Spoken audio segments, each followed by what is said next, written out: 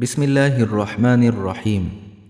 মানবতার সেবায় এক অনন্য উদ্যোগ নিয়ে আলিয়ানা ফাউন্ডেশন বাংলাদেশ এগিয়ে এলো সুবিধাবঞ্চিত ও অসহায় মানুষের পাশে।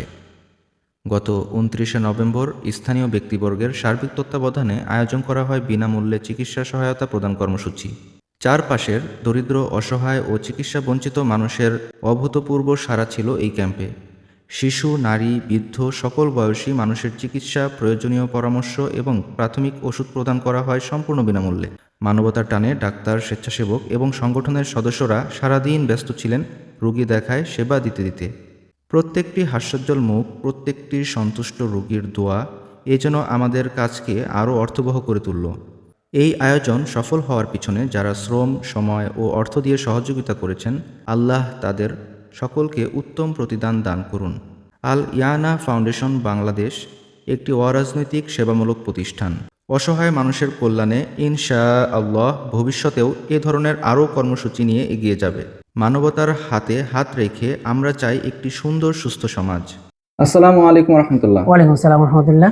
আচ্ছা, আলিয়ানা ফাউন্ডেশনের পক্ষ থেকে আজকে যে এই অসহায় মানুষদের জন্য ফ্রি ক্যাম্পেইন করা হলো, ফ্রি চিকিৎসার, তো এখানে আপনারা কেমন সাড়া পেয়েছেন এবং নেক্সটে আপনাদের আরো কি কি কর্মপরিকল্পনা রয়েছে? আলহামদুলিল্লাহ, আজকে আমরা অনেক সাড়া পেয়েছি। আর সবচেয়ে আনন্দের বিষয় হলো যে অসহায়, দরিদ্র এবং যারা সুবিধা বঞ্চিত মানুষ, তাদের পাশে আলিয়ানা ফাউন্ডেশনের পরিবার দাঁড়াতে পেরেছে। এটা আমাদের কাছে অনেক ভালো লেগেছে, আলহামদুলিল্লাহ। আরেকটা সুখবর আপনাদেরকে দেই, যে আগামী শুক্রবার 5ই ডিসেম্বর আমাদের আরেকটা ক্যাম্পেইন হচ্ছে, যেটা দোবাউরা ওই মাঠের মধ্যে হবে, এবং ওখানে আমরা 500 অসহায়, দরিদ্র, সুবিধা বঞ্চিত মানুষদেরকে ফ্রি চিকিৎসার ব্যবস্থা করেছি। আপনাদের সর্বোচ্চ দোয়া এবং সহযোগিতা কামনা করি। আলহামদুলিল্লাহ, আমার কাছে খুবই ভালো লেগেছে এবং খুবই উৎফুল্ল এই বিষয়ে, এবং আলিয়া ফাউন্ডেশনকে আমি ধন্যবাদ জানাই যে এরকম ফ্রি ক্যাম্পেইন, মেডিকেল ক্যাম্পেইন করার জন্য। আমাদের এরকম ক্যাম্পেইন আমাদের বাংলাদেশের প্রত্যন্ত অঞ্চলে প্রত্যেকটা জায়গায় বিভিন্ন সময় প্রায় সময় হওয়া উচিত, এবং আলিয়ানা ফাউন্ডেশনকে এর জন্য আমি আবারও ধন্যবাদ জানাচ্ছি যে তারা যেন তাদের কার্যক্রমগুলো অব্যাহত রাখে। এখানে এই সুবিধা বঞ্চিত মানুষদের জন্য একটা ফ্রি ক্যাম্পেইন ব্যবস্থা করা, এটা আসলে আমরা প্রচুর সাড়া পেয়েছি।